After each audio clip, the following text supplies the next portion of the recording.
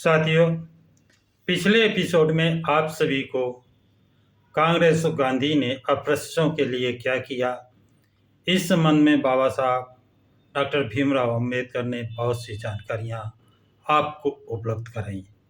आज आपको परिशिष्ट 3 में जो जानकारी बाबा साहब ने उपलब्ध कराई है उससे आपको रूबरू कराया जाएगा, बताया जाएगा।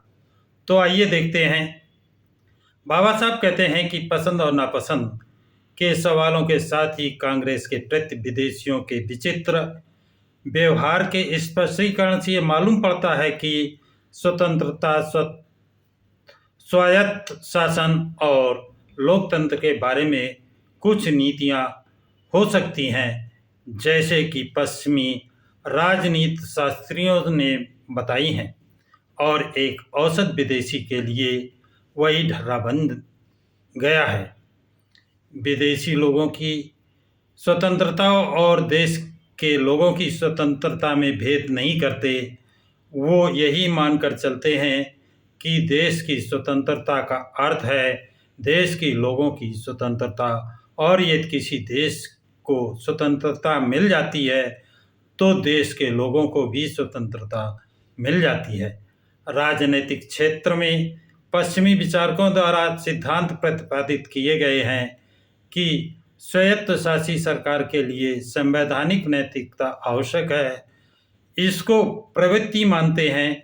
किसी संवैधानिक स्वरूप का सर्वोच्च सम्मान इसी बात में है कि उसके अधीन कार्यपालिका में आज्ञा पालन कराया जाए।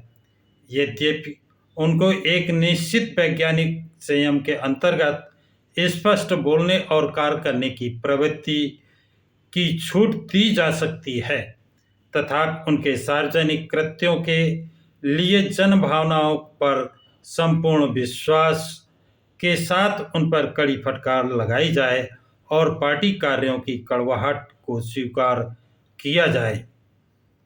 तभी संवैधानिक स्वरूप निर्दोष कहा जा सकता है। वह विरोधियों की दृष्टि में और भी अधिक पवित्र होगा। यदि जनसाधारण में ऐसी आदतें विद्यमान हैं, तब पश्चात राजनीतिक विचारों के अनुसार स्वायत्त शासन एक वास्तविकता हो सकता है और उनके आगे और कुछ कहने की आवश्यकता नहीं। विचारकों का प्रजातंत्र के विषय में विश्वास है कि आदर्श प्रजातंत्र व्यक्ति मताधिकार की व्यवस्था है, और दूसरे उपाय भी सुझाए गए हैं, जैसे कि प्रतिनिधियों को वापस बुला लेने का अधिकार, जनमत संग्रह और संसद के अल्पकालिक अवधि में चुनाव। कुछ देशों में यह प्रक्रिया जारी है, परंतु अधिकांश देशों में व्यक्ति मताधिकार तथा बार बार चुनाव से अधिक कुछ करना आवश्यक नहीं समझा गया, जिससे जनता द्वारा जनता की और जनता के लिए सरकार का सिद्धांत मान लिया गया। मुझे ये कहने में कोई हिचक नहीं है कि दोनों धारणाएं मिथ्या और भ्रामक हैं। बाबा साहब कहते हैं, मुझे कहने में कोई हिचक नहीं कि दोनों धारणाएं मिथक और भ्रामक हैं। यदि कोई व्यक्ति किसी देश की स्वतंत्रता, उस देश के लोगों की भी स्वतंत्रता के बीच भेद नहीं कर पाता, तो वह यदि धोखा नहीं खा जाता तो भ्रमित अवश्य हो जाता है, क्योंकि समाज, राष्ट्र और देश ऐसी शब्दावलियां हैं जो भिन्नार्थक नहीं तो अनिश्चित अर्थों वाली हैं। यह कहना आवश्यक है कि राष्ट्र एक शब्द है जिसका अर्थ है कई श्रेणियां। दर्शन शास्त्र के अनुसार राष्ट्र को इकाई माना जा सकता है, परंतु समाजशास्त्र की दृष्टि से इसका अर्थ यही है कि वो अनेक श्रेणियों का समूह हो सकता है, और किसी राष्ट्र की स्वतंत्रता का यथार्थ अर्थ यही हो सकता है कि वास्तविक स्वतंत्रता उसमें समाहित विभिन्न श्रेणियों की स्वतंत्रता और विशेष रूप से दास वर्ग की स्वतंत्रता से प्राप्त होती है। बाबा साहब आगे कहते हैं, किसी देश की संवैधानिक पद्धति की सरकार को बनाए रखने के लिए संवैधानिक नैतिकता आवश्यक होनी चाहिए, परंतु संवैधानिक सरकार का चलना लोगों द्वारा चुनी गई शासी सरकार के समान नहीं होता। साथ ही ये भी माना जा सकता है कि व्यक्ति मताधिकार से बनी सरकार कहने तो राजतंत्र से भिन्न लोगों की सरकार हो सकती है, परंतु इसी से ये लोकतांत्रिक सरकार नहीं हो पाती, जिससे इसे लोगों द्वारा और लोगों के लिए सरकार कहा जा सके। जिसे पश्चिमी यूरोप के संसदीय लोकतंत्र की त्रासदी का पता है, उसे लोकतंत्र के दिवा सपनों के और साक्ष्य देने की आवश्यकता नहीं होगी। मैंने पहले भी एक स्थान पर जो कहा था, उसके अनुसार पश्चिमी यूरोप में लोकतंत्र की विफलता का कारण निम्नांकित शब्दों में निरूपित किया जा सकता है। वो शब्द बाबा साहब बताते हैं, मानव समाज में सरकार में बहुत महत्वपूर्ण परिवर्तन हुए हैं।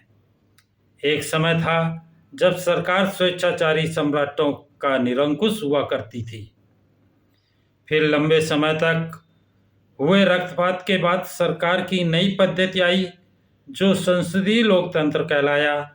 तब ये समझा गया कि सरकार के स्वरूप की ये चरम परिणति है। तब ये विश्वास था कि इससे ये स्वर्ण युग आ गया, जिससे प्रत्येक मानव को समानता, संपत्ति और खुशहाली की स्वतंत्रता मिलेगी। ऐसी उच्चाकांक्षाओं का अच्छा आधार था। संसदीय लोकतंत्र में जनता को अभिव्यक्ति के लिए विधायिका होती है, विधायिका के अधीन कार्यपालिका होती है, और दोनों पर नियंत्रण रखने तथा निर्धारित सीमाओं में रखने के लिए न्यायपालिका होती है। संसदीय लोकतंत्र में लोकप्रियता के सभी लक्षण होते हैं, अर्थात लोगों के द्वारा लोगों के लिए सरकार। परंतु ये आश्चर्य की बात है कि संसदीय लोकतंत्र के विरुद्ध भी विद्रोह हुए। हालांकि 100 साल भी नहीं हुए जब इसका उदय हुआ और इसे पूरे विश्व में स्वीकार और अंगीकार कर लिया गया। अब इसके विरुद्ध इटली, जर्मनी, रूस और स्पेन में विद्रोह हुए। कुछ ही ऐसे देश हैं जहां संसदीय लोकतंत्र के विरुद्ध असंतोष नहीं है। संसदीय लोकतंत्र के विरुद्ध असंतोष क्यों पनपा, यह एक विचारणीय प्रश्न है। ऐसा कोई अन्य देश नहीं है जहां इस प्रश्न पर भारत के समान तत्परता से विचार किया जाना चाहिए। भारत में संसदीय लोकतंत्र की बात चल रही है। यहाँ किसी ऐसे शासी व्यक्ति की अत्यंत आवश्यकता है जो भारतीयों को बता सके, संसदीय लोकतंत्र से सावधान रहो। यह इतनी श्रेष्ठ व्यवस्था नहीं है जैसी दिखाई देती है। संसदीय लोकतंत्र क्यों विफल हुआ? तानाशाहों के देशों में ये इसलिए विफल हुआ कि इसकी गति बहुत धीमी है। इसमें सहज क्रिया का विलंब होता है। किसी संसदीय लोकतंत्र में विधायिका द्वारा कार्यपालिका के कार्यों में बाधा डाली जा सकती है, जो कार्यपालिका द्वारा प्रस्तावित कानूनों को पास कराने से इनकार कर सकती है। और यदि विधायिका द्वारा बाधा न डाली जाए तो न्यायपालिका बाधा डाल सकती है, जो कानून को अवैध घोषित कर सकती है। संसदीय लोकतंत्र की तानाशाही को छूट नहीं होती है। इसीलिए इटली, स्पेन और जर्मनी में इसकी साख जाती रही। इन देशों में तानाशाही का स्वागत किया गया। यदि अकेले तानाशाह ही संसदीय लोकतंत्र के विरुद्ध होते तो कोई बात नहीं। संसदीय लोकतंत्र के विरुद्ध घोषणा का स्वागत इस कारण किया जाएगा क्योंकि इस तानाशाही पर लगाम का काम करेगी। परंतु दुर्भाग्य से उन देशों तक में संसदीय लोकतंत्र के विरुद्ध काफ़ी असंतोष है, जहाँ के लोग तानाशाही के विरुद्ध हैं। संसदीय लोकतंत्र के विषय में ये अत्यधिक खेदजनक है। ये बहुत ही खेदजनक है, क्योंकि संसदीय लोकतंत्र एक बिंदु पर टिका नहीं रहा। यह 3 दशाओं में बढ़ा। समान मताधिकार के रूप में यह राजनैतिक अधिकारों में समानता लाया। बहुत कम ऐसे देश हैं जहाँ संसदीय लोकतंत्र है और व्यक्ति मताधिकार नहीं है। उसने सामाजिक समता और आर्थिक अवसरों को राजनीतिक अधिकारों में समता की धारणा का विस्तार किया। यह माना जाता है कि जो संगठन समय के प्रतिकूल हैं वो सरकार को विवश नहीं कर सकते। इसलिए जो देश लोकतंत्र के पक्षधर हैं वहाँ भी संसदीय लोकतंत्र के विरुद्ध गहरा असंतोष है। तानाशाही वाले देशों के मुकाबले वहाँ स्वाभाविक रूप से असंतोष के कारण भिन्न है। इस समय विस्तार से नहीं लिखा जा सकता, परंतु मोटे तौर पर यह कहा जा सकता है कि संसदीय लोकतंत्र के विरुद्ध असंतोष का कारण ये असहास हो जाना है कि ये जनसाधारण की स्वतंत्रता का अधिकार, संपत्ति और खुशहाली के अधिकार दिलाने में विफल रहा है। इस विफलता का कारण या तो गलत विचारधारा हो सकता है या गलत संगठन अथवा दोनों ही। आगे बाबा साहब कहते हैं कि दोष मुक्त विचारधाराएं जो संसदीय लोकतंत्र की विफलता के लिए जिम्मेदार हैं, उनके विषय में मुझे संदेह नहीं कि उनमें एक हैं समझौते या संविदा की आज़ादी। ये विचारधारा एक रूढ़ि बन गई है और इसे स्वतंत्रता के नाम पर जकड़ कर रखा गया है। संसदीय लोकतंत्र में आर्थिक विषमताओं पर ध्यान नहीं रखा गया। संसदीय लोकतंत्र में आर्थिक विषमताओं पर ध्यान नहीं दिया जाता और इसकी परवाह नहीं की जाती कि संविदा पक्षों के बीच संविदा स्वतंत्रता के परिणामों पर इसके बावजूद विचार नहीं किया जाता कि संविदा पक्ष मोल तोल करने के बराबर की स्थिति में नहीं होते। इस व्यवस्था में ये गलत नहीं माना जाता कि संविदा की स्वतंत्रता के नाम पर प्रबल पक्ष निर्बल को दबा बैठे। इसका परिणाम यह है कि संसदीय लोकतंत्र स्वतंत्रता की प्रचारक बनकर एक तरफ खड़ी हो जाती है और गरीबी, दलितों और वंशानुगत दीनहीन वर्ग पर आर्थिक ज्यादतियाँ होती हैं। संसदीय लोकतंत्र दूषित करने वाली दूसरी गलत विचारधारा है, जिसमें आभास नहीं होता कि जब तक आर्थिक सामाजिक लोकतंत्र नहीं होता तब तक राजनैतिक लोकतंत्र सफल नहीं हो सकता। कोई व्यक्ति इस सिद्धांत को चुनौती दे सकता है, जो इसे चुनौती देने पर आमदा हो। मैं उससे एक प्रति प्रश्न करूंगा। इटली, जर्मनी और रूस में संसदीय लोकतंत्र आसानी से क्यों विफल हो गया? इंग्लैंड, अमेरिका में वह यूं ही क्यों विफल न हो पाया? मेरे हिसाब से इसका एक ही कारण है, वो यह है कि दोनों देशों में पूर्वोक्त देशों की अपेक्षा अधिक आर्थिक और सामाजिक लोकतंत्र है। सामाजिक और आर्थिक लोकतंत्र राजनीतिक लोकतंत्र का ताना बाना है। जितना ही मजबूत ये ताना बाना होगा उतनी ही दृढ़ता उसमें होगी। समानता लोकतंत्र का दूसरा नाम है। समानता, बाबा साहब कहते हैं, समानता दूसरा लोकतंत्र का नाम है।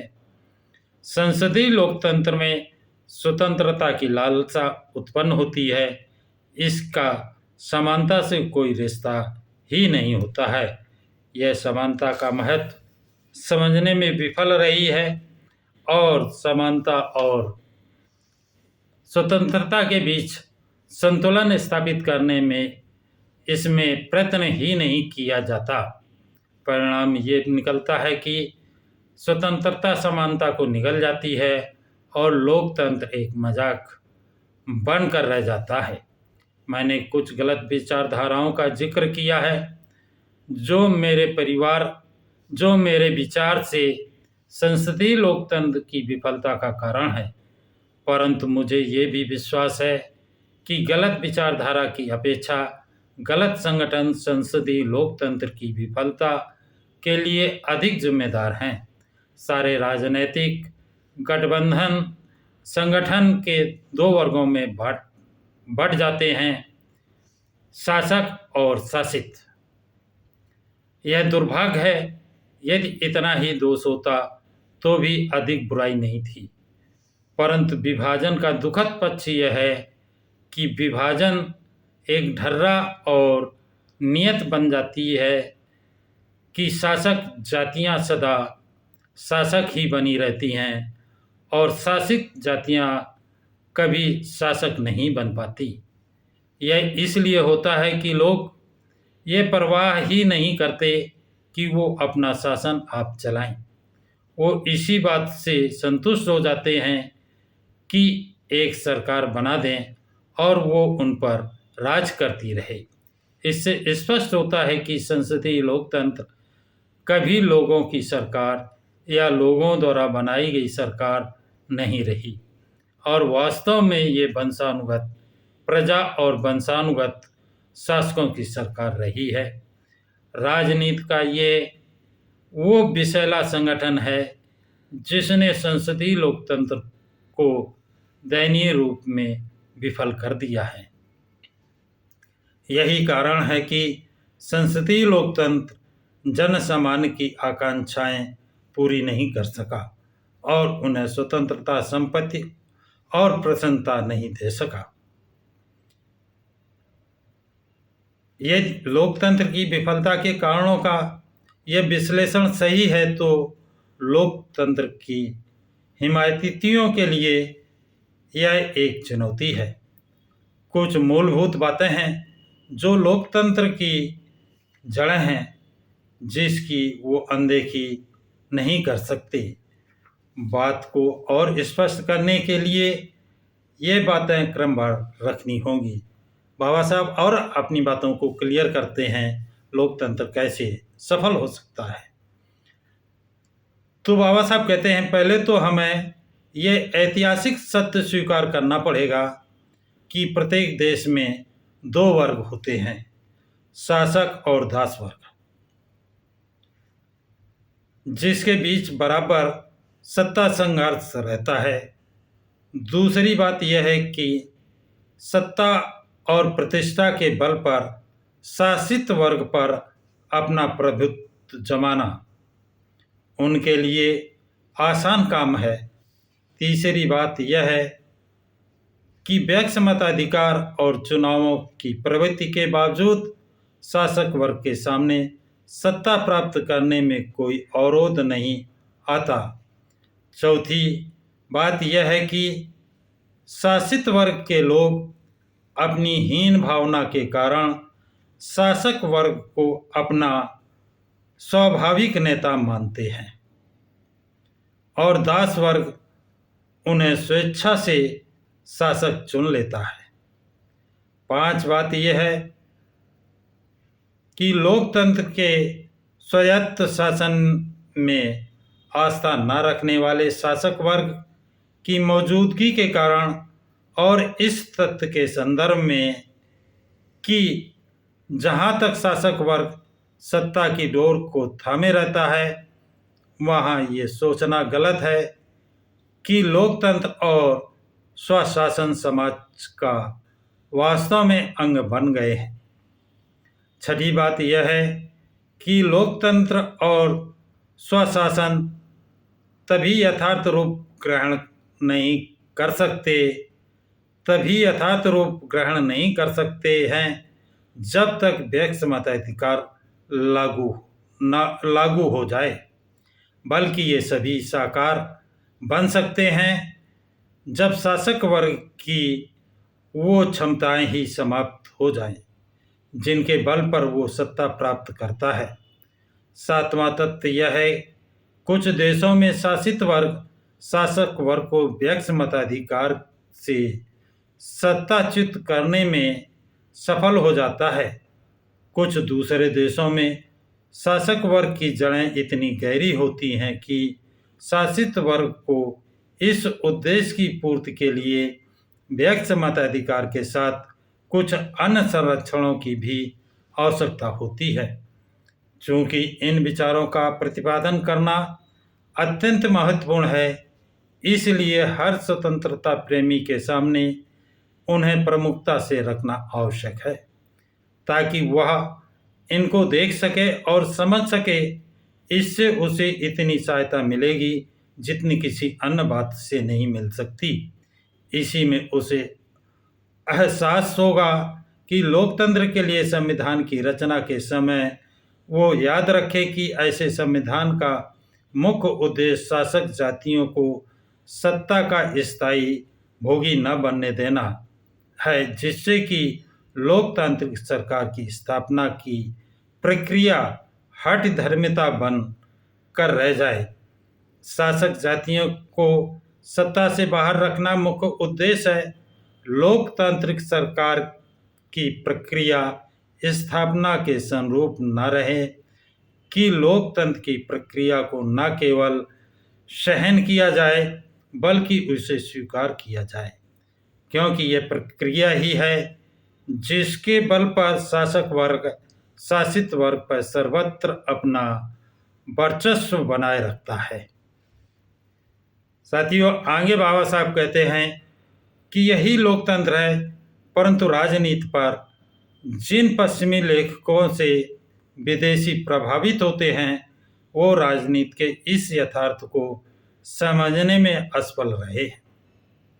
इसके बजाय वो इनके सैद्धांतिक या किताबी तथा ऊपरी बातों से ही प्रभावित हैं, जो संवैधानिक नैतिकता, व्यक्ति मताधिकार तथा चुनावों की आवृत्ति को ही सब कुछ समझते हैं। जो इस विचार को मानते हैं कि लोकतंत्र इन तीनों बातों को छोड़कर और कुछ नहीं, तो वो इनसे भिन्न नहीं है। वो शासक वर्ग के ही विचारों को प्रकट करते हैं। शासक वर्ग अनुभवों से जानता है कि इस प्रकार की व्यवस्था इनकी सत्ता और स्थिति के लिए घातक साबित नहीं हुई है। दरअसल उन्होंने अपने अधिकारों और प्रतिष्ठा को कानूनी गुणों का लबादा उड़ा लिया है और शासित वर्ग के प्रहार के सामने अपनी निर्बलता का असर कम कर दिया है। जो ये चाहते हैं कि लोकतंत्र और स्वशासन स्वतः स्वाभाविक रूप से प्राप्त हो और वो केवल सैद्धांतिक न हो, तो उनके लिए बेहतर ये है कि वो इस बात को भली बात समझ ले कि स्थायी शासक वर्ग की मौजूदगी लोकतंत्र के लिए सबसे बड़ा खतरा है। लोकतंत्र को अपनाने के लिए ऐसी ही नीति अपनानी होगी। कोई निष्कर्ष निकालने के पूर्व उन वर्गों की मौजूदगी को भुला देना एक घातक भूल होगी और देखना होगा क्या किसी स्वतंत्र देश में स्वतंत्रता किसी विशेषाधिकार प्राप्त वर्ग के ही हिस्से में आएगी अथवा वो सभी को नसीब होगी। मेरे विचार से जो विदेशी कांग्रेस का पक्ष लेना पसंद करते हैं, उन्हें ये नहीं पूछना चाहिए कि क्या कांग्रेस स्वतंत्रता के लिए लड़ रही है। उसे पूछना चाहिए कांग्रेस किस स्वतंत्रता के लिए लड़ रही है। क्या भारत की शासक जातियों के लिए लड़ रही है या भारत की जनता के लिए लड़ रही है। बहुत बड़ा प्रश्न बाबा साहब ने कर दिया है कि जो विदेशी लोग समझ रहे कांग्रेस स्वतंत्रता के लिए लड़ रही है, तो उसे कांग्रेस से पूछना चाहिए क्या भारत की शासक जातियों के लिए लड़ रही है या भारत की जनता के लिए लड़ रही है। यदि उसे पता चलता है कांग्रेस शासक जातियों के लिए लड़ रही है, तो उसे कांग्रेस से पूछना चाहिए कि क्या भारत की शासक जातियां राज करने के लिए उपयुक्त पात्र हैं। बहुत बड़ा सवाल खड़ा कर दिया बाबा साहब ने। यदि उनके पता चलता है कि कांग्रेस शासक जातियों के लिए लड़ रही है, तो उनसे पूछना चाहिए क्या वो शासक जातियां राज करने के लिए उपयुक्त हैं। ये प्रश्न पूछना चाहिए। अब कांग्रेस का पक्ष लेने के पूर्व उसे कम से कम इतना तो करना ही चाहिए। इन प्रश्नों का कांग्रेस क्या उत्तर देगी, मुझे पता नहीं। बाबा साहब कहते हैं कांग्रेस इन प्रश्नों का क्या उत्तर देगी, मुझे पता नहीं, परंतु मैं इन सवालों का सही उत्तर दे सकता हूँ। कांग्रेस दे या न दे, क्या उत्तर देगी मैं नहीं बता सकता, लेकिन मुझसे पूछा जाए तो मैं इन सवालों का सही उत्तर दे सकता हूँ। साथियों, आज की जानकारी इतनी ही। आगे आपको इसी के परिशिष्ट 4 में बाबा साहब क्या बताते हैं वो अगले एपिसोड में आपको बताया जाएगा। ये जानकारी आपको अच्छी लगी हो तो लाइक शेयर सब्सक्राइब ज़रूर करें। सभी साथियों को जय भीम, नमो बुद्धाय, जय संविधान।